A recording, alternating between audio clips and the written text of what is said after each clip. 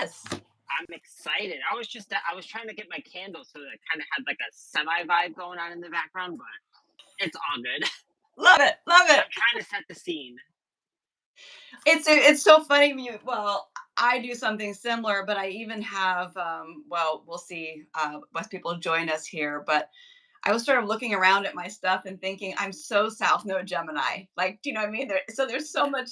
Hi, Marty. There's there's so much I don't know, joy in Gemini season for me. I'm just realizing it's just so like, yay. Excited. I was looking at someone's chart today, and she had the North Node in Gemini, and she doesn't know her astrology as well. But what she said to me, she's like, I feel like every time it's Gemini season, my life is just goes really really well. And I was just like, isn't that so funny? Like you don't even know your astrology, and you know that Gemini season is good for you. Yeah. Yeah. Yeah. Yeah. I've been saying, hi, Sandra. Hi, Jamie. I've been saying, oh, yes, Marty, so good to remind everyone, please like the live and click the subscribe button. Yes, Marty. Darlene, hi.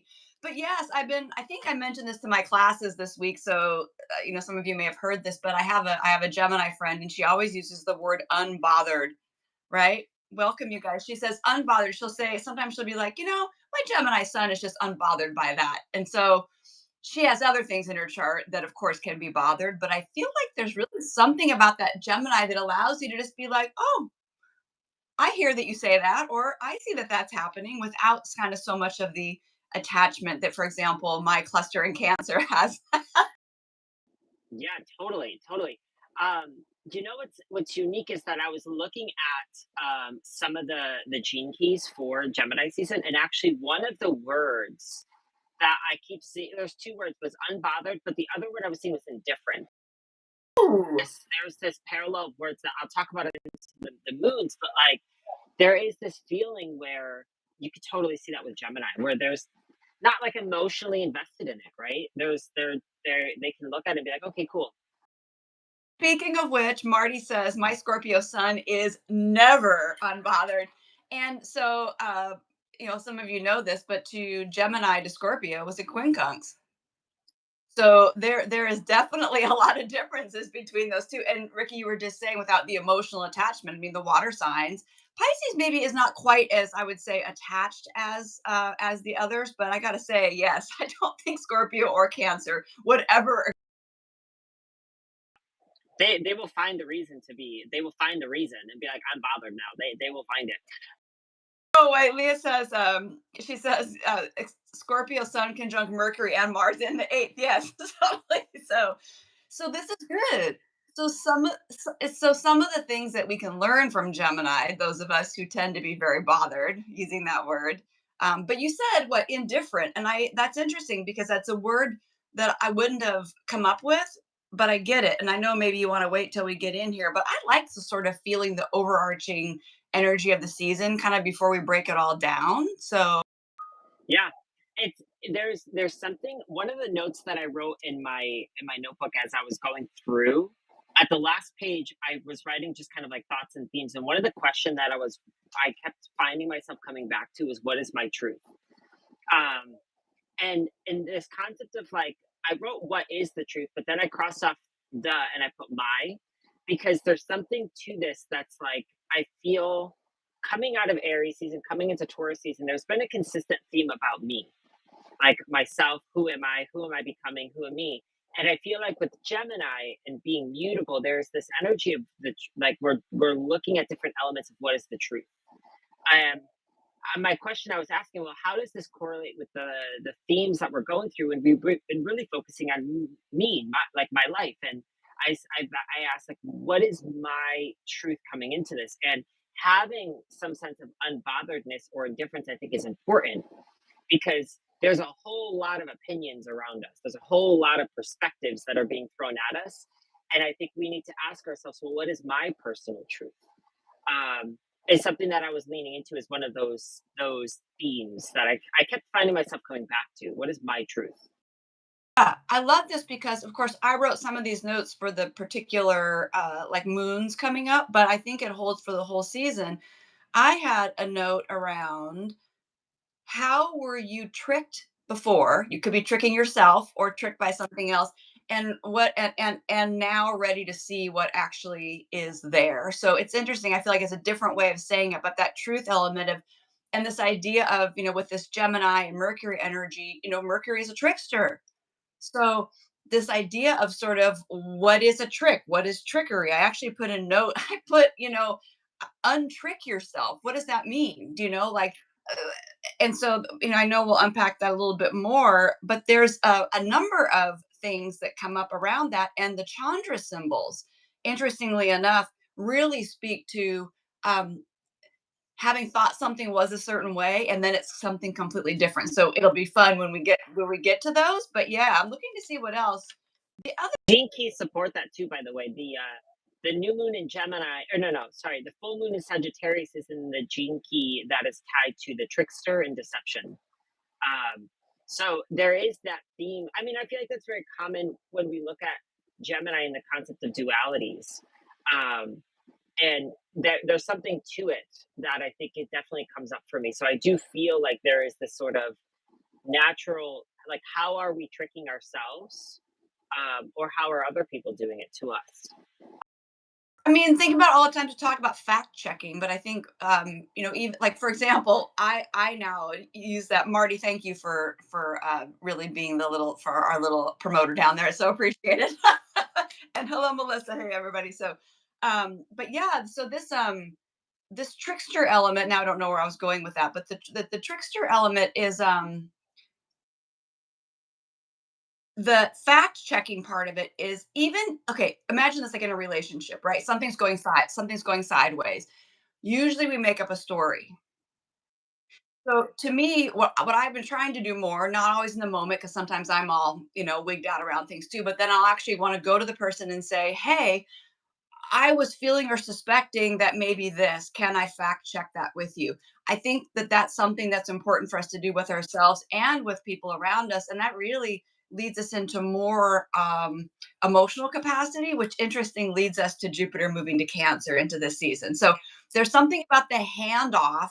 And I wrote this a couple times. Like I kept imagining like well, I used to run track, so I kept imagining like handing off the baton or whatever to the next person in the race, and it's almost like how is Gemini on kind of a bigger level because Jupiter's been in Gemini for a chunk of time. How is that going to hand off to the Cancer energy, which is almost Mercury handing off to the Moon? But I think everybody knows here, but it's worth saying and really honing in. Mercury and the Moon are the fastest movers in our nervous system and in the solar system. So there can be this like, oh, I don't want that, or how am I going to take that, or moving around. So I put a lot of notes in here around what is the handoff going to be? What are we going to take forward? And there's so many other planets involved. It's like everybody wants to give the messenger something to take forward. And then I say, but what message is actually going to move forward? And what are you Yeah. going to remember in it all Yeah. too? Because there can be this. I don't want to. I don't, it's when the energy becomes scattered, we're not present enough to remember everything that's happening.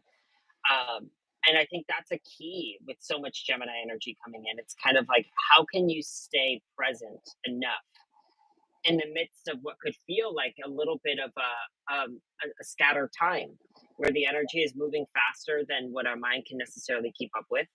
And I think it's important to, remind yourself that life doesn't control you in the context. Like, you have this ability to create and shape as you move forward.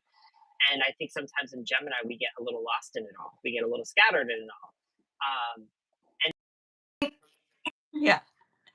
And everything around us gets our attention, right? So it's like, you know, oh, oh, you know, and then I imagine that same process on the inside, So there's so many wonderful things come out of that process. But as you're talking, I can just sort of feel how sometimes it means I'm everywhere and nowhere.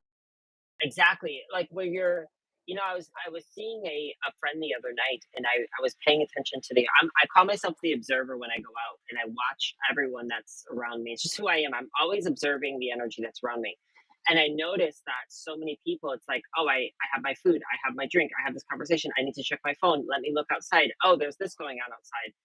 And I look at this and I made a comment and I was like, I wonder how present we actually all are in the midst of those life experiences, or does your life just keep going and you don't even remember the sweetness of the moment that you're in? Like, do you enjoy the delicious dessert that you just bought yourself, or are you so focused on all of the other stimulation? And it's challenging, I think, but there's also like just disappear.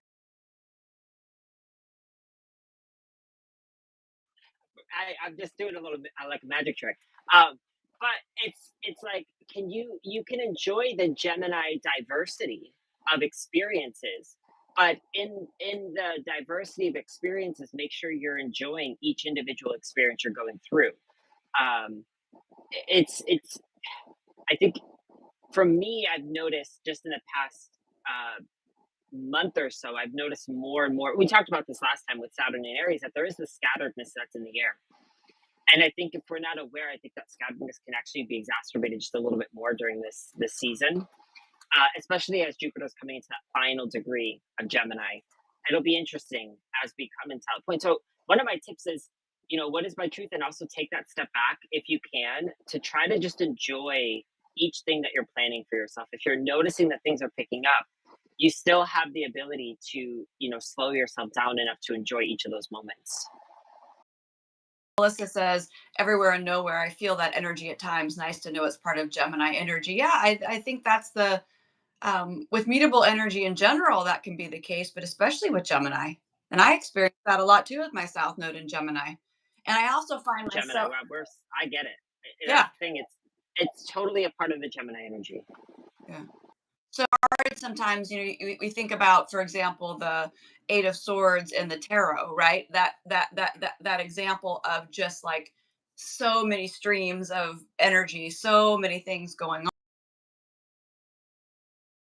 helping us loosen up, right? So in that respect, but again, it's like if something becomes too loose, then it totally flies off the handle, right? So I feel like it's only, where's that sweet spot of like it's loose enough to operate in a flexible way, but it's not so loose that it completely is disconnected. And I think that can be really a kind of a fitting visual for that Gemini energy. And I always say with Geminis, lean into, like, when you think about Gemini as an axis with Virgo and Pisces and Sag, there's a lesson of discernment and discrimination that can be very beneficial for the Gemini. I always describe with, like, I feel with Gemini, it could feel like we're on a merry-go-round and there's so many different options for you to pick from. And within Gemini, we want to try every single one because every single one would represent a different experience for us. Mm. But do I need to go around the same merry-go-round 35 different times? Do I need to continue doing this? And there's something within Sagittarius and Gemini or Sagittarius that's like, well, pause. There's a whole other carnival here. There's so much more for us to do.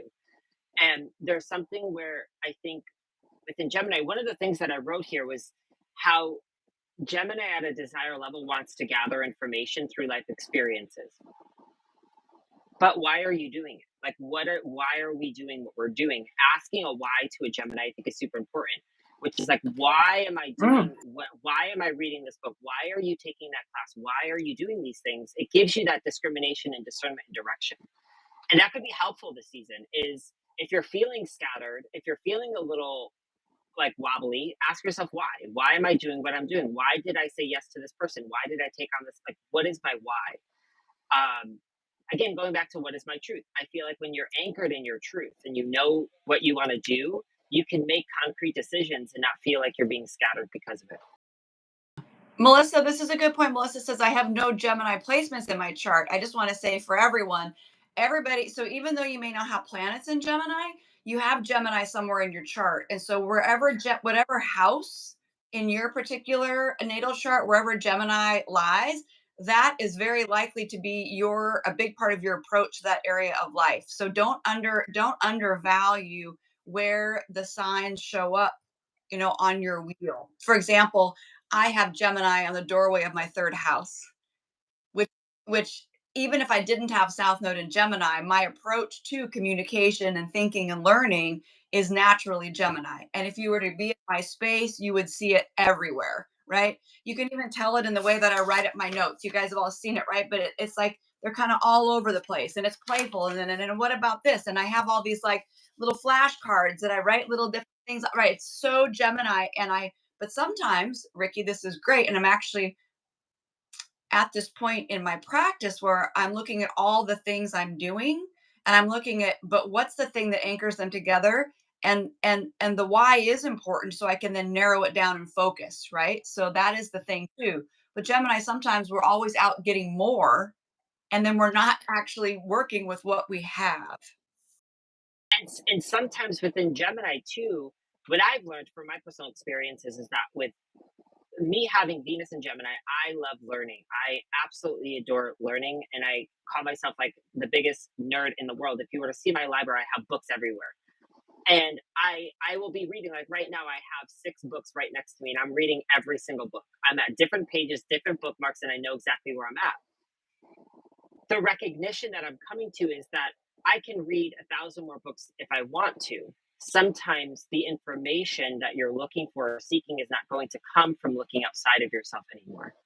That there comes a moment when you have to learn that through doing the Gemini gathering of resources, you start to learn that, wow, I actually know certain things that I didn't necessarily learn in this book. And it comes through having to go inside of yourself. And I think what is, I don't know, what is the esoteric ruler of Gemini in esoteric astrology? I don't know it off the top of my head actually. Because I was just thinking about this because Gemini gives me like at a heightened frequency, my intuition tells me there's a deeply uh a deeper like psychological component to like a high frequency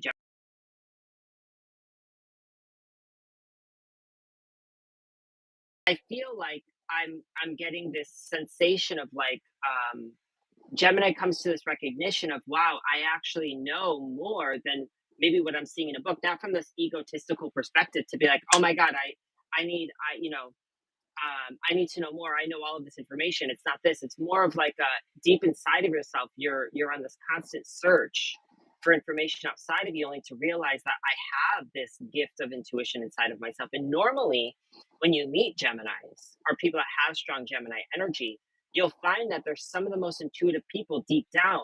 What's happening is that they're living so much in their logical linear brain that once they're able to create that shift for themselves, you'll see that some of these people have wicked intuitions. I actually was doing a study one time on different like psychics and mediums, and I found that a lot of psychics and mediums that I would find had very strong Sag Gemini energy. And there's something to this that I think is kind of beautiful because there is this deeper kind of knowledge of information inside of Gemini. Um, so again, why do I need to read this book? Do I really need to read this book? Is it something that I need to do, or am I just getting my energy more scattered and disconnecting, not trusting myself that I might not know this information already? The esoteric ruler of Gemini is Venus. I can't believe I just forgot. Yeah, it's Venus. Yeah, which very much makes sense because that actually brings in kind of the wholeness. So we're not just sitting with the Mercury mind, we're also been bringing relationship and we're bringing in the heart.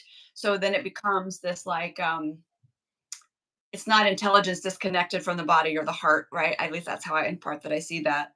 But as you're talking about this Gemini and Sagittarius, which is this is good because when we talk about Gemini season, right? No sign exists without its polarity. Technically, no sign exists without all the signs, but that gets us all muddy and then we can't really get clear with it. But I always think that with Sagittarius, oftentimes like that is that intuition or wisdom is there, but it's Gemini that brings the language to be able to explain it, put words to it, put symbols to it.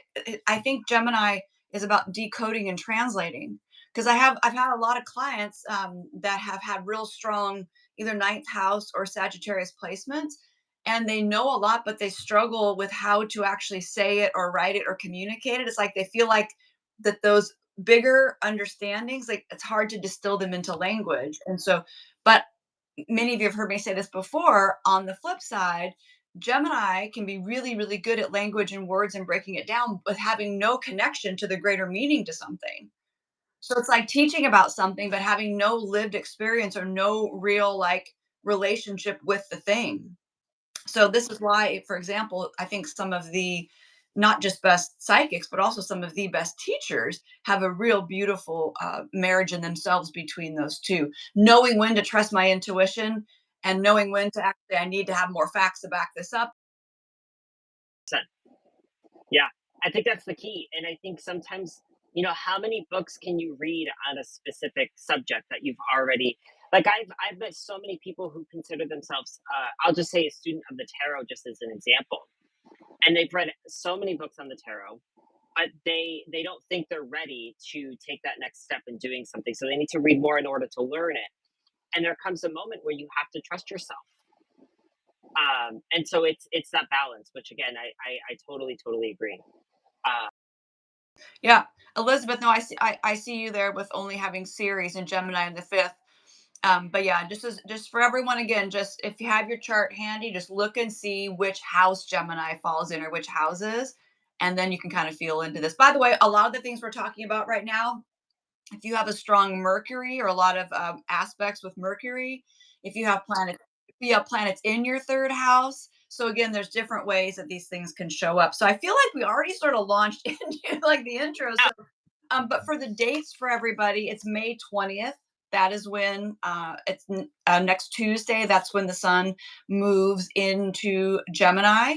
And the one note that I made about that day is that the sun is still is going to be still pretty close to Uranus. So Uranus is definitely infusing that energy. And in addition, we have aspects to the sun that day with Neptune, with Saturn, and with Pluto. So my little note here is lots of parts in our solar system or in ourselves or collectively want to get to the heart of things. So to me, like this sun is very energized with a lot of, we might say, different agendas. And this theme is going to run through this whole month as far as when planets change signs, the same sort of setup occurs again and again. But I just feel like right from the get go, there's a lot of interest from all these different areas and what this sun is going to do. And so, what does the sun really represent? Well, in many ways, it represents the self. Some of you have heard me talk about this, but self is a combination of our conscious and our unconscious self. So, part of self itself really cannot be, it's not knowable fully. So there's this mystery when we work with the sun. Just like we can't look at the sun in the sky, we can't look at ourself. Like we would be incinerated. There's that part of us that is, it's like it's beyond this human experience, but we can bring more layers to consciousness. And the sun in particular is a symbol of bringing things to consciousness. So, and in Gemini, even more so because the information, the stories, the connections, it's almost like everything gets a little like, ooh, I didn't see that little light over there, and it pops on. I think coming in, I love what you said because I was looking at that because coming into Gemini season, having right at the final degree, the moon and sun will have their final square right there because the moon will be in Aquarius the moment that the sun is about to enter Gemini, which I think is unique for me because I lean into this idea of the potential. Another a word that I kept looking at in my notes going back to these themes was the concept of our ego. And I'm looking at the moon square sun coming into Gemini season. And some of the transits that I was noticing, I kept asking myself about what is the ego? How am I identified with certain things?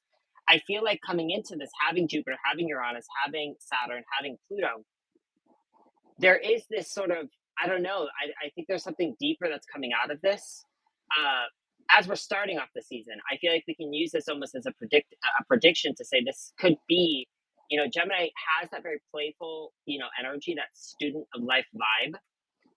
But I think that at the core, there's something that is being rattled and shaken up here. Um, and it just makes me feel into this, like going back to this concept of what elements of the ego or attachments does the ego have that need to be loosened or need to be shaken, or I need a different perspective, or I need to get out of my way, I need to get a little bit more curious, I need to kind of shake this up, be a little bit more open to the potentiality of change, right? Being a little bit more flexible and malleable. um, I think one of the big things, if you're open to change, I think this is a very beautiful start to Gemini season. For the people that are ready and accepting of change, I think this is a good season to thrive.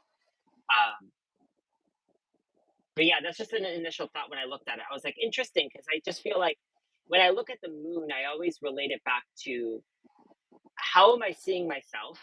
Um, Like how am I seeing myself today, my self-image, my own attachments or my own conditioning patterns emotionally. And I feel like this is something I feel this right now today, being May 15th. I'm going through this right now in my life where I'm asking myself these questions.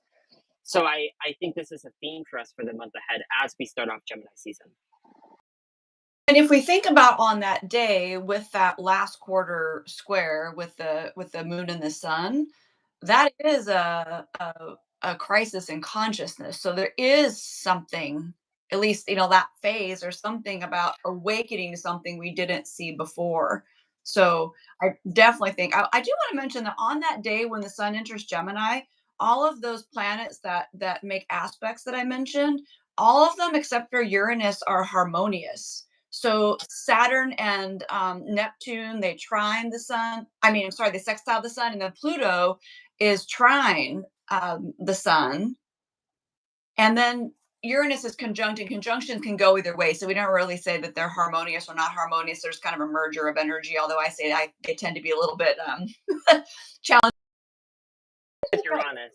But I say this because with the other ones, it's almost like it's like help. It's like there's help here to like sort of shape the flow of things. And so you may find that if you are open to change or discovering something about yourself that you didn't, perhaps want to see before, weren't ready to see before, or something in life that you weren't ready to see before, this could be really supportive in that way. And then the next thing I have, Ricky, is we've already have a whole a separate YouTube live on Saturn entering Aries, but that's going to happen on Saturday, May 24th, right? So that's happening Saturday. And the key thing I wrote down around this is that I think self leadership is an important thing to think about here in general. We spend so much time oftentimes trying to lead other things, right? We lead our families or at our job, and we're in a leadership role. But self leadership, really, to me, is the courage to really look at what's going on inside of us, right? It is, and not to just the things we want to see, but to really be open to what's actually going on. So there's a more sense of wholeness. And if everyone did that more, especially people that are leading leading countries and leading big corporations and whatnot, it would make such a difference. So that, I feel like for the rest of it, people can tune into the live that's already on here about that. But in that, I also put, and the reason why I'm saying self is because Aries has a lot to do with self, and Saturn has to do with mastery. Other words, I have self mastery, self limits, and when I say self limits, I don't always mean making things smaller. Saturn's about creating the container that is the best situation or space or energy that you need. So for some of us, things will need to be reined in. For some of us, we will maybe need to make more space for ourselves. And then self-realization, because to me, Saturn's about making something real. So there's this sort of reality check. And I also put a little note that because Saturn and Neptune are hanging out together, they're going to be very close to having their an exact conjunction this summer. And then, of course, early next year, we have the exact one. That this is a new era. And I think for me, part of the new era is looking at the power that runs the world and the power that runs ourselves. And how do we work with power? And that energy is power. So without getting too much into it, I just want to sort of reopen that a little bit. And Ricky, you may have something to say too, because it is happening during this season. And it's important. And this is a teaser. I say a teaser because Saturn's going to dip back into Pisces. So it's almost like this. It's like a pregame, like, oh, how can you get yourself situated for what's when it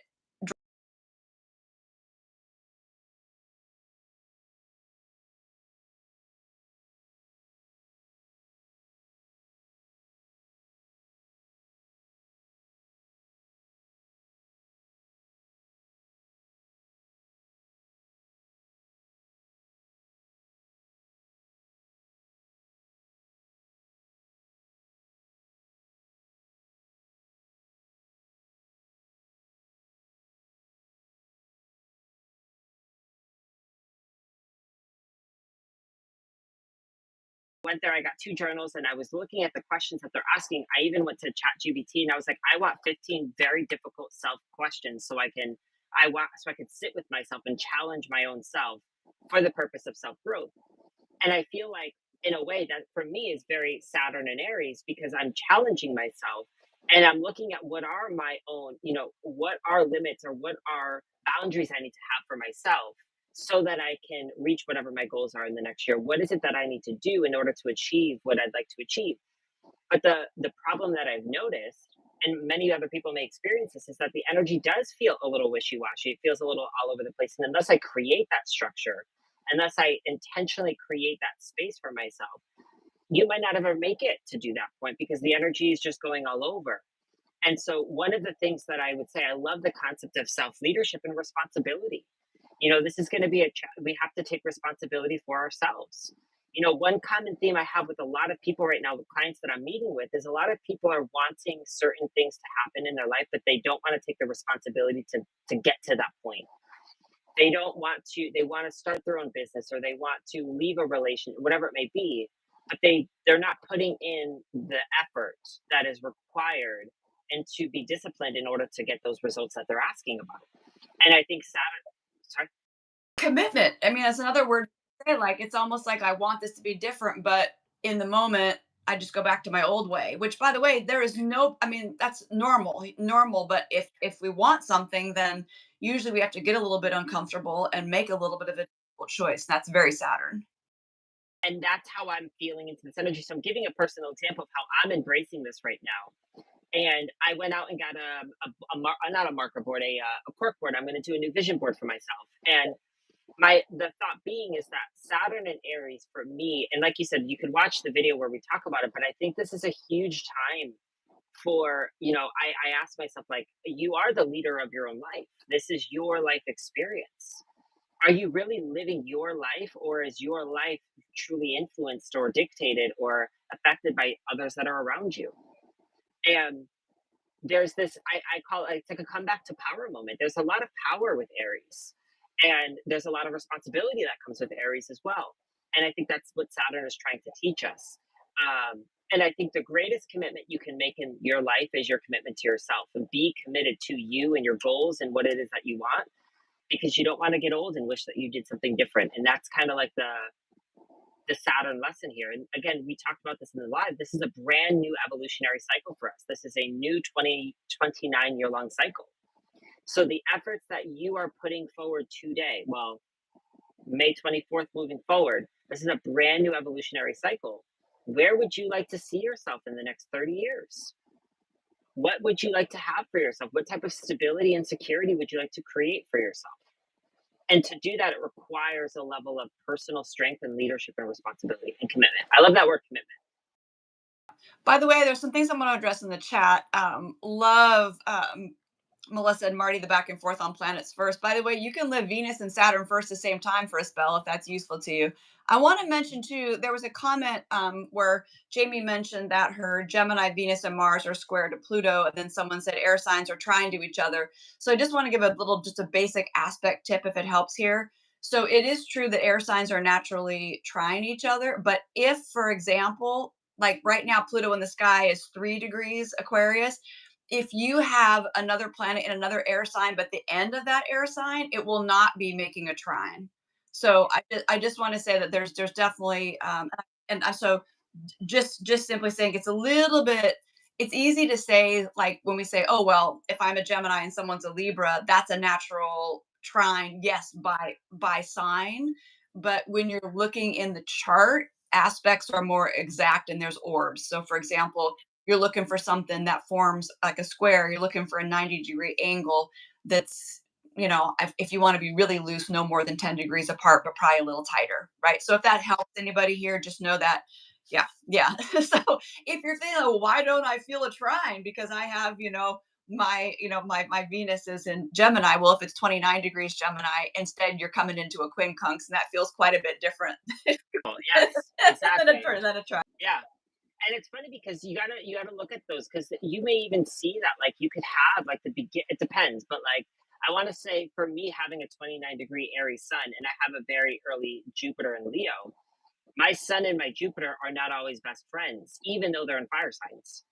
And so you have to really look to see what the aspect is that's happening. um and don't always just, you gotta, put in the effort to learn it and look at a little bit more into it, because sometimes like online people will just say something and then we think that's for us. Do the due diligence, look at your chart, go online, and you can almost any of these free softwares, you could look at it and you could see what the aspect actually is. Um, and so just be careful, because you don't want to live from that space of fear either, because a lot of people with like I've seen so many videos personally where they're like, it drives me nuts right now on TikTok, and they're like, well, the Pluto and Scorpio generation, your world's falling apart because Pluto entered Aquarius. And I was just like, y'all know that you still have like 15 years before you're going to go through your Pluto square. And I was like, y'all can just relax a little bit. But it's that information that kind of distorts. And that's actually something that's kind of cool within Gemini. How are you being tricked by people? Are you believing this information that isn't necessarily true?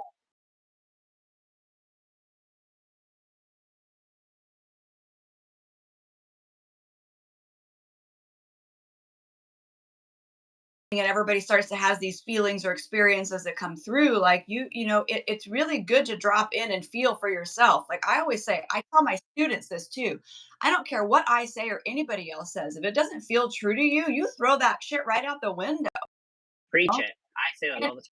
and I lived through a Pluto square, and you know what I mean? Like, I mean, I'm not saying that things don't happen during these times, but if we program ourselves that something's going to be a certain way, we're very likely to create the circumstance that we're expecting. So I think it's super helpful to say, "Ooh, a Pluto transit's coming for me. I'm probably being called to let go of something, right? There's probably some old attachments I have, and I may be faced with some power and control issues, right? But why do we have to make that a good bad thing? It's just it's a time for change." Yeah, or like a Saturn return where people go nuts over the Saturn return. I was like, guys, let's just breathe. It's all good. Let's Know how many clients and students I have that have told me that if their Saturn returns, that that's when they bought their first house or started their first company. maybe So yeah, so again, mine was more stressful, but part of this is just our choices in our lives, right? So, and the second Saturn return, by the way, if you have not taken kind of the authority in your own life and set your own rules and really said, this is my reality, I'm gonna do it my way, then it can be difficult. But sometimes second Saturn return, things are in beautiful fruition. It's like you reach a point where like the wisdom is shining through, you have your shit together.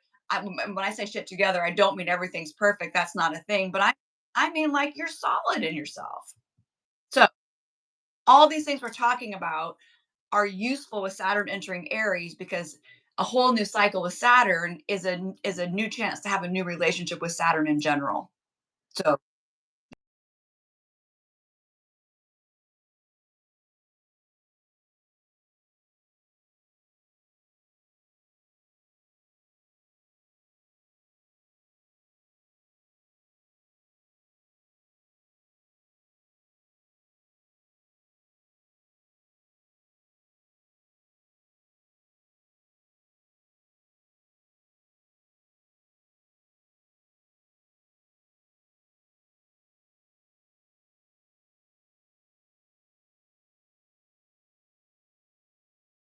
Saturn and being like, what is this conversation? What can I do? How can I?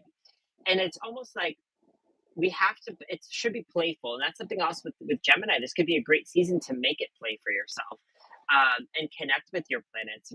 For an example, Saturn. If you're afraid of it, and sit down and have those conversations. What am I afraid of?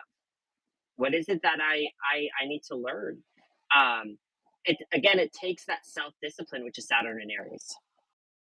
leads us wonderfully to the next day, May 25th, which is when Mercury enters Gemini, its own sign. And in my notes, I wrote curiouser and curiouser, right? From Alice in Wonder. Like that's what came up to me. So you just used the word curious. And then I also have this note that because when Mercury changes signs into Gemini, there's a lot of aspects going on that as well. So there is that because Mercury is still going to be very close with the sun, all the aspects that we just talked about when the sun enters Gemini are going to be going on. So we've got literally Saturn, Neptune, Pluto, and Uranus, all I wrote, all give the messenger their codes. And then I put a note, will Mercury decode? Will Mercury deliver? Like, will the exchange happen? What will go on with the connections? And I say that as kind of a challenge to all of us. What message or what connection or what exchange is trying to happen either internally or with something externally that you now have an extra chance to see it for what it is?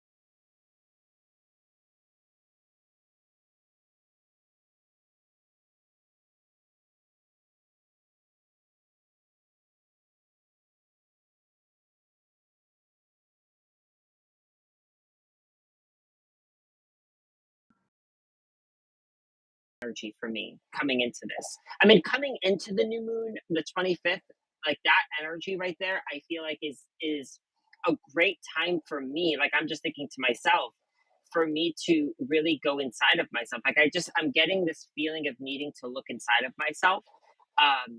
And listen not only to like what conversations am I having, reflecting about what's around me. It's kind of like being aware of these themes. Having that trine to Pluto is like how far down the rabbit hole are you willing to go, bringing it back to Alice in Wonderland. Like how deep can we go? Can we take that curiosity and go beneath the surface? Because that's where real change will start to happen. Being that it's a new moon too, it's not always, it doesn't always have to be so deep. We can also play at the same token. But there's something that's being asked of us that's kind of like, um, go deep enough. And I'm looking at the gene key for the 25th and the 26th, and it's tied to indifference. And in the gene keys, he connects us to this idea of our fears. Mhm. What are our fears? Are we giving up, thinking that this, I don't stand a chance in a situation, or I'm stuck, like this is my life, like almost getting into the space of where we could position ourselves, and I want to use this word loosely, but becoming a victim to our circumstances. And there's something to this that's almost like, I don't know, I think Mercury and having these aspects, especially with Pluto, can be something could be revealed, and it could be our potential in a situation. It could be something that gives us what we need to disconnect, detach, or separate ourselves so we can finally see something for what it is. Um, there's something very powerful about this. I love it. I think it's going to be I think there's the excitement of a Mercury and Gemini, but it feels deeper than a traditional Mercury and Gemini for me. And so literally, right, Mercury enters Gemini on the 25th, and then on Monday, the 26th, the new moon, 6 degrees Gemini, 6 minutes, 8:02 p.m. Pacific time is conjunct Mercury, right? And it is so that means Mercury is the ruler of that new moon. So whatever those kind of codes that Mercury sort of was just getting as it was sort of changing signs infuses this new moon. This is the new moon where I wrote untrick yourself. So when I said that earlier, this is the foundation for this, where I put how were you tricked before or how were you tricking yourself before, and that you're now ready to see. You're ready to see like, and this is like, so this, you know how you disappeared earlier and it was magic? Part of this is that, but part of this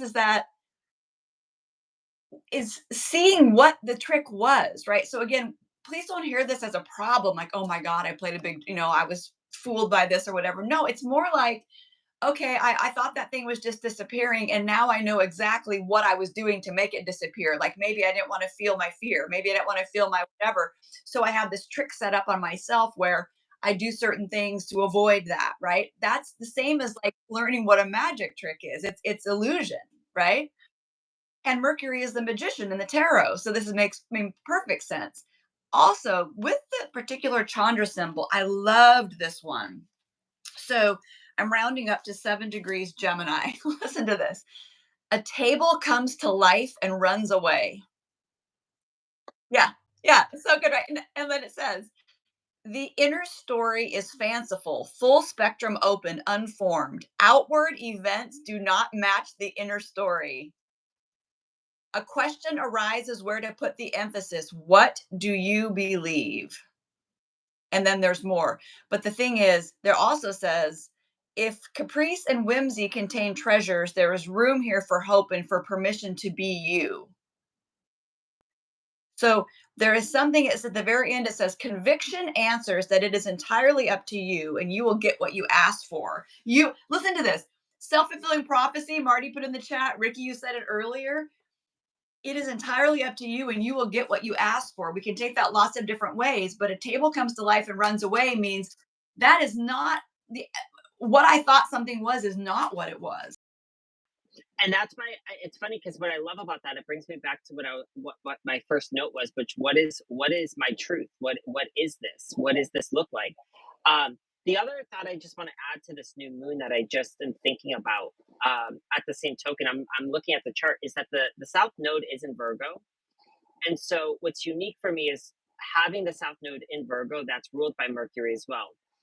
And so there may be conversations that are happening with that South Node in Virgo when it comes to releasing our tendency to control or our desire for perfection.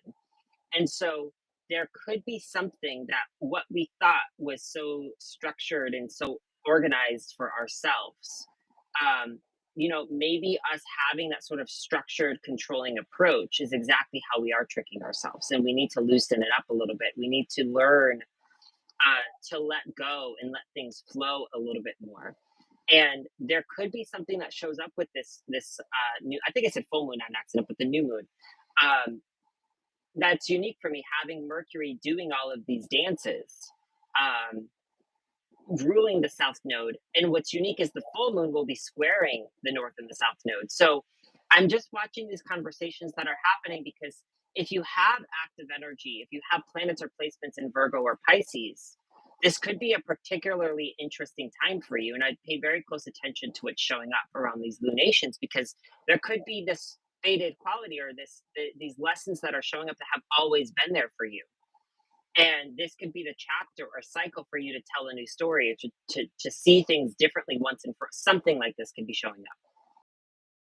Yeah, I completely agree. And I would say if you have anything at any of the four mutable signs, Gemini, Virgo, Sag, or Pisces, especially if you have it anywhere from, let's say what, 0 to maybe, I don't know, 12 or 13, give it some room or maybe even a little more. I'm saying, especially if it's in the earlier degrees, extra pay attention, which then the next step here is that on the 29th, then it's Mercury Kazim, then Mercury in the sun. Psych- Then they're exactly conjunct, right? That's what Kazemi is. And I have to tell you, I mean, maybe this is just for me, but I'm going to say it anyway.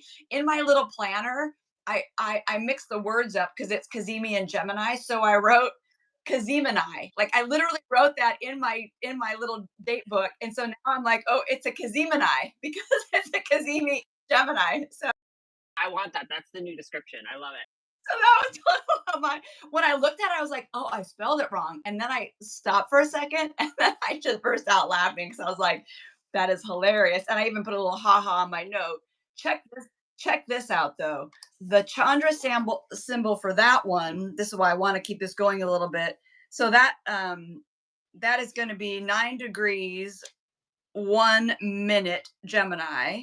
So that means that we round up to 10, Gemini 10. Listen to this.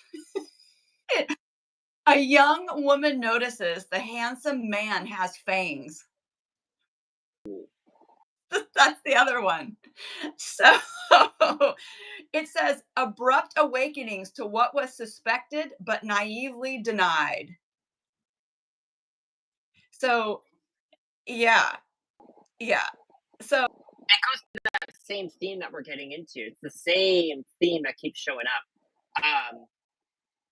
Interesting. And it's interesting because what I was going to say, what I love about I'm so excited about this. I don't know this specific one. I feel good energy about. I feel like I don't know. I don't know if it's a good news energy. I feel that having this because to me feels like a shift for me in some sort of way. I'm feeling very, I don't know if I want to say optimistic or hopeful, but there's something about it that I feel really good about for people. And I always trust that because I feel so sensitive to the energy when it's happening, and I feel like there could be some good energy, good news, good things coming through. Um, what I would say is that I think if you're honest with yourself, I think that's the most important thing. That's a theme that I'm noticing ourselves coming into. How honest am I being with myself? Did you know he had fangs, or did you? did you really not know he had fangs? Like, are you lying to yourself? Fangs, what Are and you what all did you like attracted to about the fangs? vampire kink? Like, is that like your thing? Like, the thing is, though, be honest with yourself. And I think this could be a very beautiful day for things coming. This could be realizations, recognitions, light bulbs going off for some people. Um, Sorry, Jennifer says eyes wide open. Yeah. Look and inspect for the fangs. Put them under the full moon. See what happens. As a man with fangs, bring it. Yeah. Yeah, it's a thing. Or if you want to do the more active imagination type of stuff that Ricky and I both do with kind of parts work, you might look into yourself and say, do I have an inner part that's a person with fangs? Because again, there's this whole sort of thing that I think it's interesting. I agree with you on the optimism because I feel that too. But I want to say that how it lands with me is that in the moment it might not feel that way. What I mean is that the information you discover or the way you untrick yourself or the way you say, whoa, I really do like a man with fangs. I just didn't want to admit it for the last 35 years. Now, what does this, mean for me and myself? That in the moment it might be sort of disruptive or even feel, maybe even scary because when the script flips, when the story changes, we don't quite know what to make of it. But what's so optimistic is that then the next step we take forward, we have a little more agency to consciously make choices. And I mean, and that helps us to live more in alignment with ourselves, which takes us right back to that Saturn and Aries stuff, right? So it's almost like we can't get away from that umbrella. So I feel like some smaller transits are supporting the bigger moves. That's how And that's the thing. I feel that sense, that the same feeling of it might not be it may not be news. The hope and optimism that I have about this day is I feel like there's a corner that we're turning on. Like there's something happening here, maybe it is a man with fangs that you dated for so long, or maybe it's the recognition of how you were distracting yourself, whatever it may be. But there's something really fruitful because I feel like if you're listening, I feel like it can be there's like an invitation to the day. There's definitely going to be an invitation that can show up here.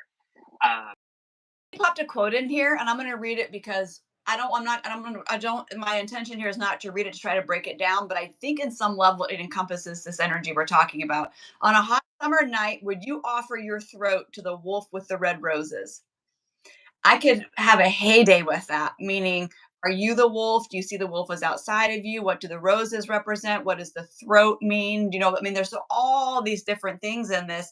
But one of the things that's so cool about Gemini is the use of words and language to help us get to a space around things. So you might find your own, you don't have to be a writer to do this. Like you might just Ricky, you opened the door to this earlier, and I do this quite frequently. And Planets First is kind of built around this, right? If I discover a part in me that feels afraid, for example, I can stop, sit down, and start to ask that hey, the part of me that's afraid, what's going on? Why do you feel this way? What do you need? Those types of questions, and that's so Gemini, right? That's so Gemini. Like, oh, now let me move over to this part. So when you read something like that quote from the Meatloaf song. Again, pay attention to what you're oh, this is great, Marty. Pay attention to those 6 books you're reading, Ricky. What maybe play around with what is there something common with the 6, even if they seem different? What words are popping out when you're listening to music? What lyrics, even if you're not putting it together, are you like, wow, I just really like how that sounds? If we like how that sounds, like for example, I liked that thing that Marty put in there. I can't even tell you exactly why, but part of me was like, yeah, I think I might. You know what I mean? Like it had that sort of pull. And so this is where the curiousness of what part in me is responding to that thing. And I feel like that's such fun and without don't give it any agenda. You know what I mean? Just it's just curious in the sense of, part of me says it would give my throat to the wolf. 10 other parts are saying, hell no, I'm not giving it, right? And then our Gemini dance of like, ooh, let's interview this person, let's interview this person, right? Super cool. it's funny, that reminds me. It's what you just described, and I said this before with I have a very strong Neptune in my chart. I look at everything as it's a sign. I really do. So when I start, and this is something that I think is cool, is to look at things, especially with Neptune and Aries. And one of the reasons why I say this is because, in one of the books that I read, it's called The Whispers from Eternity. The concept is that when we're going through Neptune transits, there are whispers that are happening all around you, and Gemini can pick up on those if it's in the space to gather that information. And so for me, I always look at everything and I'm like, what's going on? What's happening around me? What do I see? Like as we're talking here, I've seen three cardinals out on this tree right there as I'm sitting here. And in my mind, I've already made the note of what's happening right there. Cause I was like, oh, that's so sweet. Because those are signs. I look at things in life, like I feel like life is playing with you, but you have to be willing to play with it. Yeah, the game. Yeah. So I think that's very Gemini, 110%. And so whether it's the songs you're listening to, the conversations you're having with people, whatever it may be, you'll find that the reality that you're in, there are these signs that are pointing you. You have to just be able to be aware of them enough by not being so scattered, being present with what's happening. He's with you on the signs. I'm totally into it too. I used to say that my animal speak book was my Bible because I would pull it out every time there was a creature. So again, like I said, I've got Gemini. I mean, it's like, This beaver that came across my path today was telling me this. And you're like, I didn't know that. then something else weird will happen. Like someone will post a beaver thing meme, and you're like, wow, now I see another beaver. And then you're like, oh, I forgot I had this beaver hat in my closet. Like I'm telling you, like this, if you pay attention, right?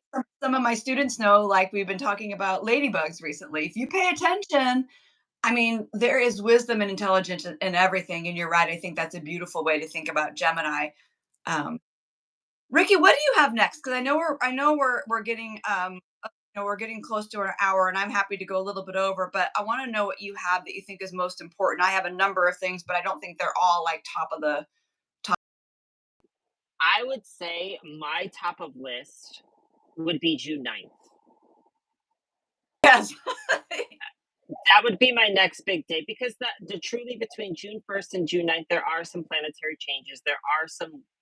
There's some there's some nice transits, but I think like if we're looking at we have to look at what's really, really important. I would say June 9th is super important. Let me just say then, just for everyone to be oriented, that on Thursday, June 5th, or June 6th, early if you're Eastern time, or on the other side of things, Venus will enter Taurus. So that keep in mind, and it will be there until July 4th. So of course, it's interesting that actually brings some grounding and levity to all the Gemini stuff going on. At least that's how I see it too, and the Aries energy. So there's that there. And then on Sunday, June 8th, Mercury enters Cancer, which is interesting. That's the day before we're going to talk about the 9th when Jupiter enters Cancer. So by rulership, the moon now moves up, move up, up, up, right? And so everything you kind of know about the moon, think about the moon has a much like if we're dealing with this sort of like table of executives or a board of directors of life, moon is now in a much more has a lot more to say or has a lot more leadership in there. So I say now the only note that I put on here for the 8th that might be worth sharing with everybody when Mercury moves into Cancer, and I put a note that the moon steps in, that I think because Mercury and Jupiter are conjunct at the very end of Gemini, right before this change, it felt like a final wisdom check to me. This is where I had that note in what will you run with in the next round? It's almost like what and by the way, you also could say I don't want to take that into the next round. So imagine like sort of a relay race or whatever. What do I want to take and what do I not want to take? So I feel like there's a checkpoint and then I say let's go full into the 9th now. Back to May of 2024. What has transpired in the past year or so of your life in the area of Gemini in your chart? You know what wisdom have you gained? It could be something worth looking at in the past year of your life, depending on what house it comes through. Uh, so on the 9th, I have a lot going on here. I have Mercury will square Saturn, and then Venus, which just entered Taurus, will square Pluto. And then Mercury in Cancer will also square Neptune. Jupiter enters Cancer. And then on this day, I was just calculating, we have 9 moon aspects on this day, accentuating how important the moon is going to become for us. I'm watching this day because there's a lot happening. There's like a lot of, like, it's a busy astrology day. There's a lot happening in the sky. Um, and what I think is unique is that we have our personal planets, Mercury and Venus, having conversations with Saturn, Pluto, and Neptune. And so there's something at just at this level, we could say that there is this uh, personal experience that we are going through, something personal to us that we're being challenged in some way, shape, or form to change. Um, Whenever I see Venus and Pluto is just where I want to get anchored in, is that I always feel like this is a come back to body moment for me. I always look at Venus and Pluto to come back into my body. Um, and having Venus in Taurus and then having Pluto in Aquarius, sometimes Venus, as grounded as she can be in Taurus, she can also be in the material world and not willing to go deeper than where she's at. She could find her value and worth in things that are happening around her. Um, and there's such a feeling to me where if we are in relationships or if we're engaging in contracts or commitments with people, with work, with friends, or whatever, that there is this inauthenticity to it, or there is something where it's not allowing us to be in our personal truth. This could be a rocky day because I having Mercury engaging with Saturn and Neptune at the same time. Um, it's unique because Mercury in Cancer could have a difficulty when it comes to communicating if it doesn't feel secure, if it doesn't feel grounded. And there's something about this that feels like having Jupiter come into Cancer, the way that the transits fall too. Um, I don't know, it feels like the beginning part of this day could feel challenging and stressful, but I feel like Jupiter coming into Cancer feels like I can rip off my shirt and I could do this. I can make this happen in my heart because this is something that's a huge day calling us to our heart center. I feel coming into our heart chakra. Um, doesn't mean it's going to be easy. Oh, and it's interesting you bring up the heart chakra because I have a couple notes on here. Another thing with Venus Pluto squares is also the need to transform or to somehow to change or let go of the old patterns in relationships. So whether it's with ourselves or with others. And so when we move into more tender cancer territory, we are more sensitive. We can be sometimes more triggered to the things that feel threatening to us. And I think one of the things with this move into this cancer energy, by the way, Jupiter um, on the 9th, when it moves into Cancer, 2:02 p.m. Pacific time, it's going to be there until June 29th, 2026, right? So this is a new year of this energy. And Jupiter has a lot to do with the overall, like society in general. So the overall vibe, the overall feel, a flow of things.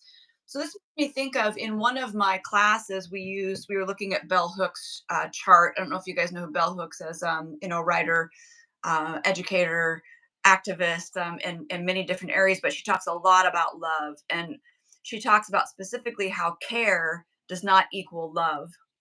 And I think that with these energies, especially Jupiter and Cancer, really looking at what does it mean to care. Some of us, for example, might have been raised in very difficult, traumatic households, but we feel like, well, but of course my parents loved me. They ultimately did take care of me. And there's some unraveling and expansion of kind of understanding around what does it actually mean to care versus to love. How do I best care for myself and for others? These are very Cancerian things. Also expanding the concept of family, right? So like, what does family actually mean for me? Um, be touchable is something I wrote down here, which most of us that's scary, right? Be touchable, be vulnerable. I mean, be in a moment so that there's room, for example, that I could do it wrong, right? Or I could show up unedited, or there's actually room for something uncomfortable. So I think this is important. I also wrote a note because Jupiter has so much to do with goodwill. And Cancer being ruled by the moon is everyday people, right? Common people. I wrote a note. What does it mean to have goodwill for real people, right? like for real humans, not just this concept of like saying, putting people in groups or categorizing them or here's what this is or based on belief system, but Cancer gets personal, it values the human. So there's something about this space to expand empathy as well, to be able to, we don't have to agree, but to be able to listen, to be able to feel where someone's coming from. So a lot of what I'm talking about is what I would call emotional intelligence or emotional presence, right? Emotional capacity. And I think that's what we need, maybe more than anything. I mean, we are very not evolved. I'm just going to say, like, as humans, we are not very emotionally evolved. We are way technologically evolved and we are way primitive when it comes to our emotional evolution. So I think this is where we may realize where those emotional um, deficiencies really, really are. Because it's interesting with Jupiter. We said, oh, Jupiter's a benefic and it brings wonderful things. But Jupiter also, as my teacher, Lara Nalbandian, always said, Jupiter shines a big flashlight of truth. And she says, for better or for worse, wherever it is, it shows you exactly what is there with a big giant lightning bolt spotlight from the upper worlds, do you know, from the sky. So, what do we need to see about our emotional systems, our emotional selves, how we care? What does it mean to care? What does it mean to take care of each other? I don't just mean in our little personal knitted networks, but in how to expand that to more of a social concept, meaning we're all family ultimately. So that's kind of my rant on that, but it came on me pretty strong when I was preparing for this. I was like, man, this is a big one, and it's not going to be easy because most of us were not born with those skills. The good news, we can learn it. It just takes time and it takes vulnerability, and it's scary as shit. That's Cancer, folks. You know what I mean? Like that's what it's about. Yeah. And you have Cancer and Aries in this relationship together because what's going to happen is that we're just getting a glimpse of Mercury squaring the Aries planets. What's going to happen is Jupiter is going to do the same thing, and Jupiter is going to come into its square with Saturn and Neptune. And so there is something about this. When I see these two energies, it's going to require you're going to need to be courageous, and you're going to need to be willing to sit in the potential emotional discomfort. I have like so many planets in Cancer for myself to look at. When I always say this, I think there's such a gift in Cancer Woo! because there's something to this where when you're not afraid to sit with the emotions and you're willing to embrace the emotions, no matter how uncomfortable they may be. Um, I always, the other thing I would say is being a part of this does have to do with that early emotional conditioning and how you were shown those emotional energies. But even if you weren't, doesn't mean you can't. And there's something with Cancer that we're learning to create that space and that safety within ourselves for ourselves. And having Aries and Cancer together gives me this feeling of like, I need to create that emotional warrior for myself. I need to be able to sit in my emotions for myself because no one's going to save you. No one's coming to save the day. No one's going to figure this out for you. You can easily just bypass this and not deal with it. But if you don't deal with it, it's only going to progress as this chapter continues because that magnifying lens and as Saturn and Neptune are in Aries, it's going to make it very challenging because you're going to feel stuck. And what this could be, it almost gives me the feeling of, wiggling out the emotions and wiggling it. Like there's something about this that's like has to be worked, like a kink that needs to be worked out in order for, and it's an emotional thing because I feel like there's something about reconnecting with the emotional body. Um, and I love what you said earlier. And when we do the Jupiter and Cancer video, I'll talk more about this. But what's interesting is that the North Node of Pluto is in Cancer. Um, and I've been watching the nodes for the planets for 2025 to 2027 just because of how these transits are happening with Neptune and with Uranus and now Jupiter. It'll be interesting for us to see because the overall intention with Pluto wants us deeply to connect with our emotional body to be able to recognize our humanness together.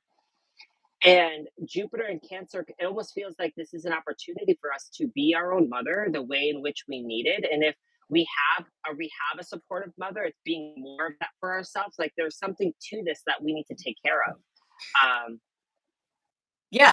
Something big with this that's like, I gotta, and it may be working through family stuff, like you were saying. There could be family ancestry, like ancestral karma. It could be family stuff that's happening right now. Um, there could be so much, and honestly, I wouldn't be surprised if we notice that there's more people that are having children during Jupiter and Cancer. We may notice an influx of this.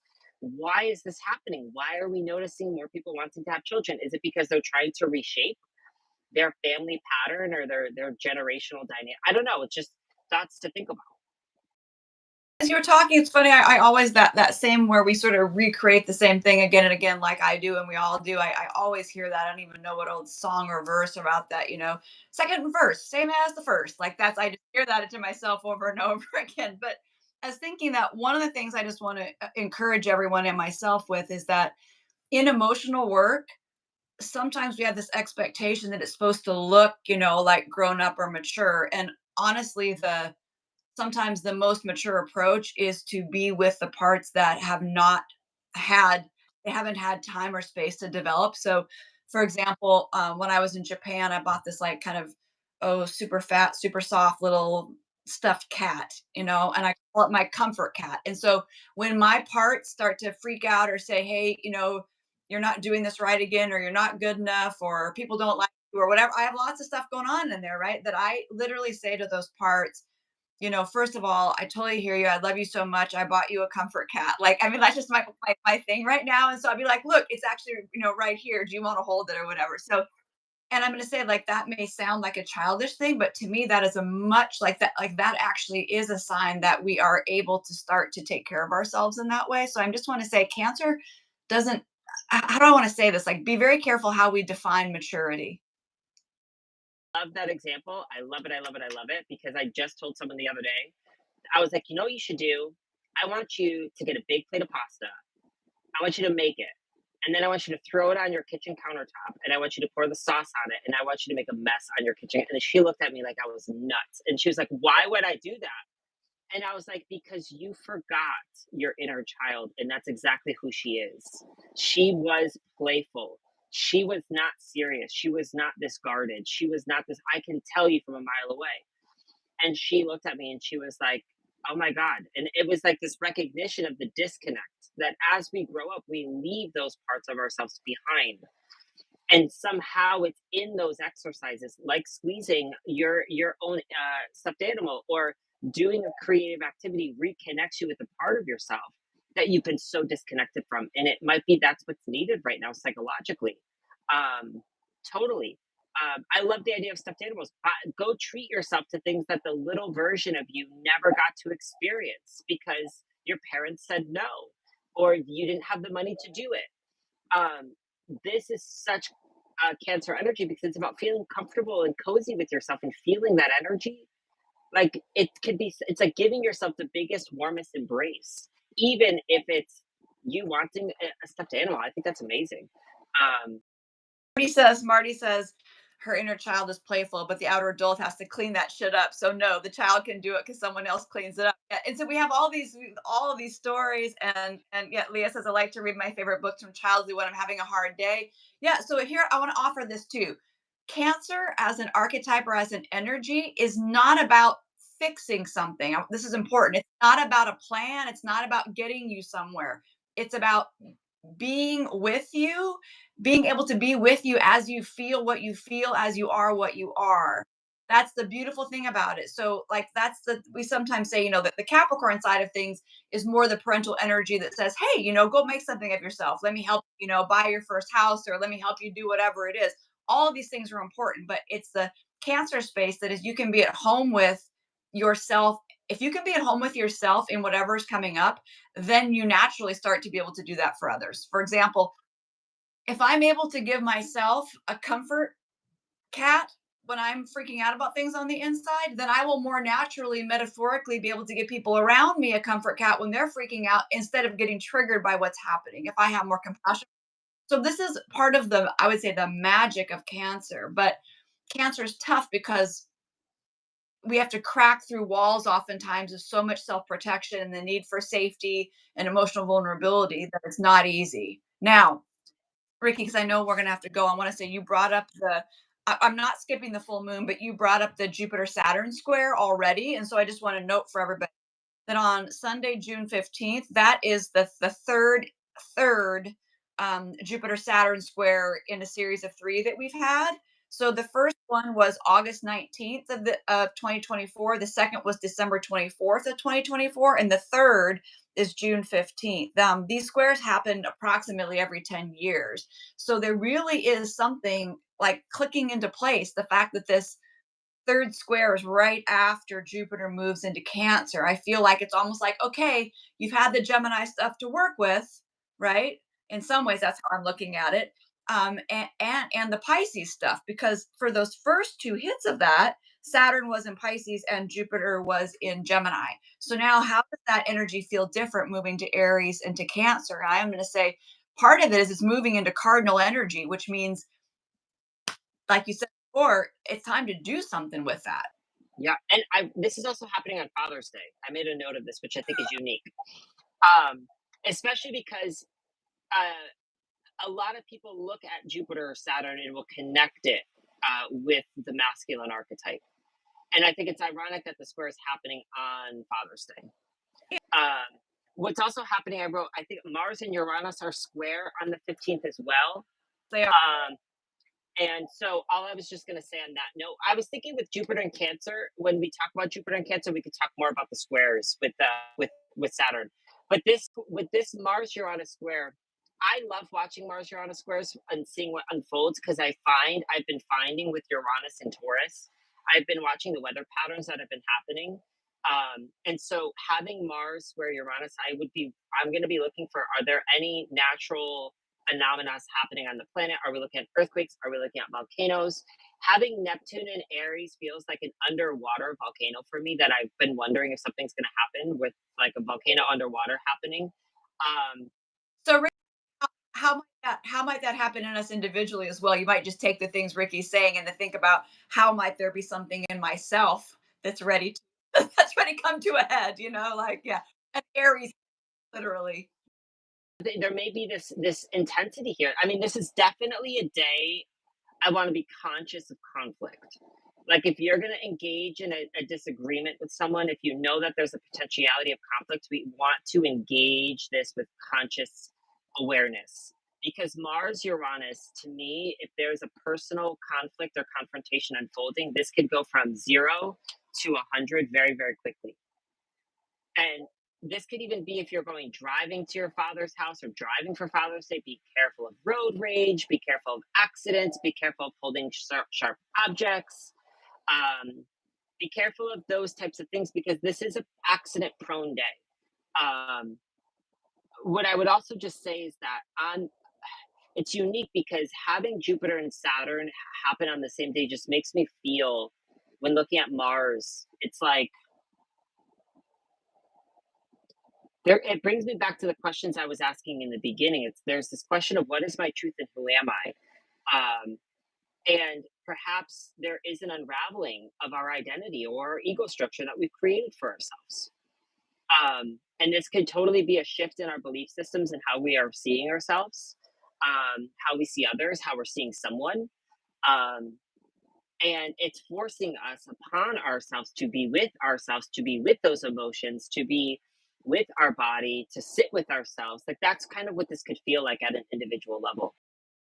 And I just want to offer that, like, so, most of you know this about me. Like, I don't like stop my life because of those things. But for example, when I know those types of energies are happening, like if I'm driving, I just pay more attention. You know what I mean? I slow down. If I'm physically walking upstairs, I mind my steps, like that probably wouldn't be the day that I'd make an extra big jump off of something that I'm not quite sure how well I'll land it, like those sorts of things. The other thing is that it can be, oh, Darlene, yeah, yeah, because this is our lives right now. Totally. Like, thank you for reflecting that, saying so many parts of this resonate what's going on in my life. It's like, because we're all in this together. I mean, we have different versions, but yeah. But I want to say that also these energies on that day, especially the Mars Uranus square, can also be very exciting.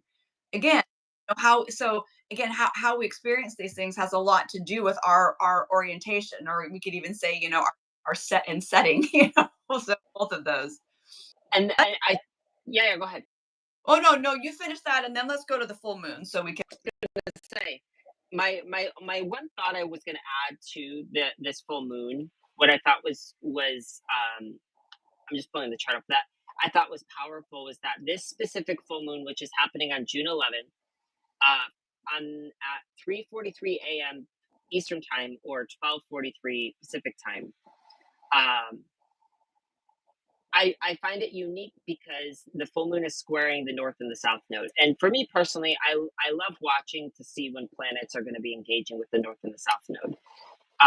Jupiter just had entered Cancer, and it's about 7 degrees away from the nodes. And I could still see Jupiter having some sort of conversation here in this equation on this full moon.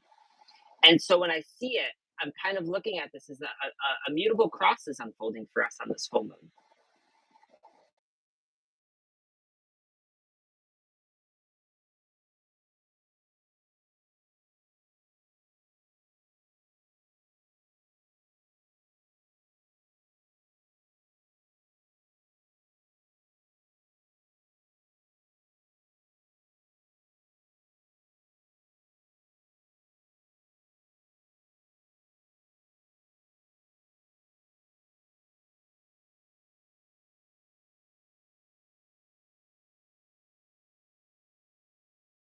Here, as far as what's possible to see, what's possible to do. Like that's so crazy, Ricky. But yeah, yeah.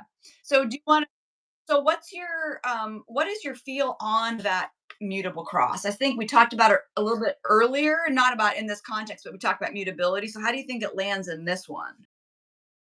What I would say here is what we were talking about earlier today about this concept of measuring the truth, measuring the trickery, measuring the potentiality of dishonesty or lack of transparency. Those could definitely be themes that are showing up through this Grand Cross. My other thing that I would just say that I wrote here is what is the relationship between my desire for perfection and control versus how am I being called to embrace unity and faith? In the sense where this full moon, when I see the moon and the sun are sitting in the shadows of the trickster, by the way, it's of deception and dominance, Mm. um, and it feels like if we are trying to control or subconsciously manipulate situations for our benefit out of insecurities, or we are holding on to something that needs to be released and let go. This is a huge full moon to accept the nature or the real truth of something. There may be a real raw, like a real raw truth, a capital T truth, and this Grand Cross can challenge us to see that with an open heart. Mutable signs, not Virgo quite so much, but in general, mutable signs are more they lean more towards deception, right? I mean they are energies that do, but they're also we know mutable energy is always about being able to shift and change and adapt to something new. It's a bridge, it's a liminal space. All of them are. So we could see this in some ways that we're all leaning. What is this thing that where are we in twilight? Do you know what I mean? Almost like where are we space between things? What capital T truth, to use your word, do we need to see to move into the next thing? And then the interesting thing about this fire, the grand fire trine, is that fire energy is all about identity. So there's something about this of like, yeah, who am I in this overall process? Which leads me to the Chandra symbol. I'm rounding up to 21 degrees Sagittarius, and it is toads, toads like frogs, toads singing at night. And then it says X marks the spot. Well, that's funny because an X, if you turn it as a square, like that's like literally grand. I'm just like that's curious. And it says plugged in to universal currents of energy and awareness. You listen and look toward the collective universal voice and resonance, pervasively sensing how the inner worlds synchronize with the outer worlds. A magical shamanic realm in all respects, working from the sacred circle in the cone of light, alchemical transmutation from state to state and world to world, in touch with the borderline, hugging the edges. And then let me just read the rest. You feel especially keen to taste and feel what needs to happen, what wants to arise, tapping the pulse of the times and speaking for all of those who stay tuned in for further developments. So, the beautifulness of this Sag and the toad singing at night means it reconnects us with nature. It brings us back to our instinct, to our life force, that we're all interconnected. I feel like universal laws, natural law, all this stuff, we have this ability to all of a sudden let go of kind of some of the other versions of where we may have gotten in our own way and to see our bigger. And again, this is not to remove us from it, it's to have us understand more accurately. That's a Virgo thing, right? How accurately we're actually part of everything. And I think that's beautiful here. Percent. And what's beautiful again, it's looking into Pisces. Pisces is about that union. And so there's something to this that is totally giving us that space to see, recognize, feel.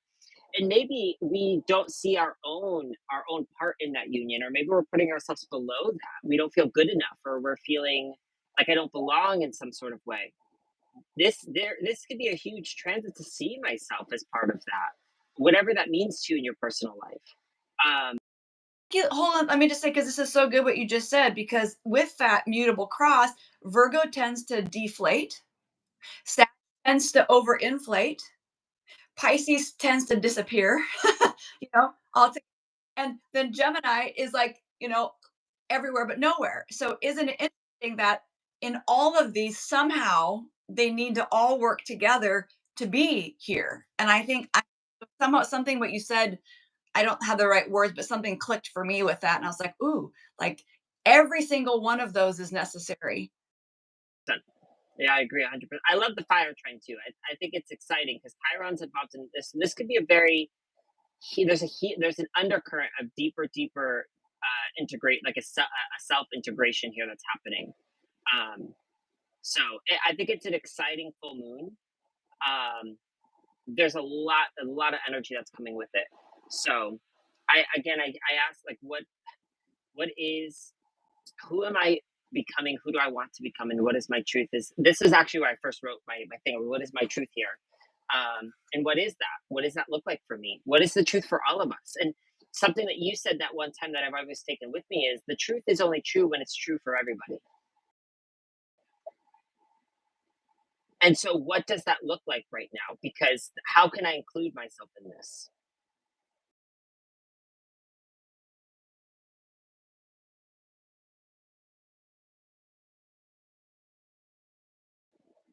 Yeah,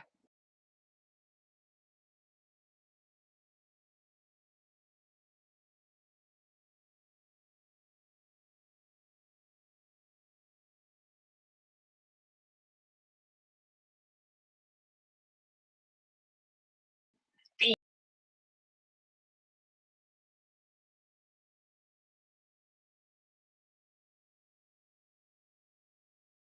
I want to deliver on. I'm gonna ask for one card. We all want one card. Me too. Let's each do one. Okay, everybody who's still here, we are collectively asking for the card for Gemini season that will, what do we know? Yeah. Yeah.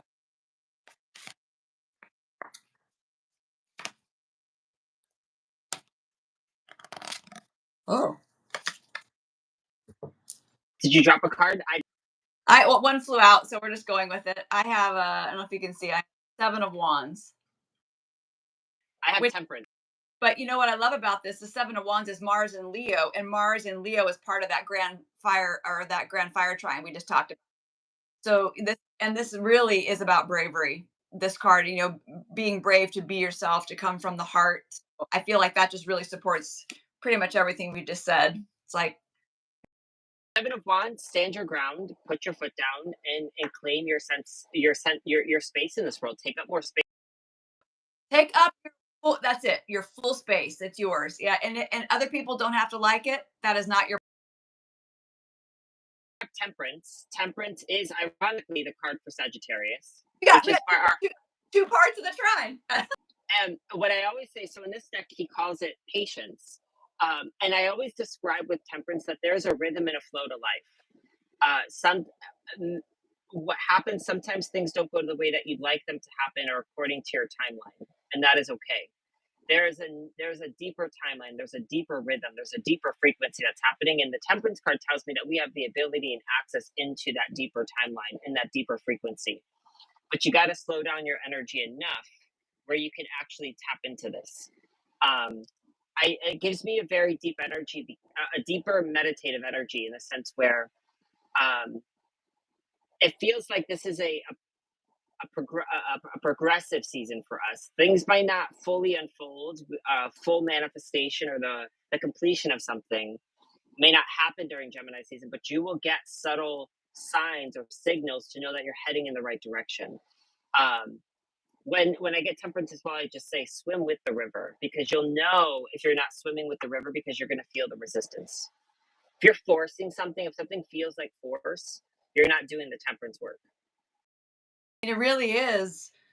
In one of my decks, Druid Craft, it talks about that card associated with Sagittarius being that worlds flow together. There's alchemy. But, to do that again, to have that flow pushing against, you're right. There's something about always with Sag gets back to natural self and nature in general. And so I think that's beautiful. Yeah, I always think like people think of temperance as like, oh, you need to cut things back or whatever. And I mean, I suppose that can be there, but I don't think that's the heart of what the meaning of that card is. There's something deeper happening that is unfolding for us. It to me, to me, I feel flow. Like there's a flow to something. But we have to, if you can recognize that flow and tap into it, you become so much more fluid with this life experience, and things just happen beautifully for you because you're in the rhythm, you're in synchronization with the universe, with God. The toads singing, and it literally talked about the synchronicity. So I know that we all like to be unique, and we are, but we're also all part of those metaphorical toads singing. So if I can sing with all the toads, actually, that's actually where I can discover oftentimes these things that we're looking for. So there's something about I think of us collectively as the toads. What would All singing frogs and toads, just hanging out. love it? Yes, Thank you so much, Ricky. Yeah, appreciate you. Thank you. thank you, everybody. All right. We'll see you all soon. Thank you for being here and for all your comments and your sharing. It's wonderful. We'll see you soon. Soon. Bye.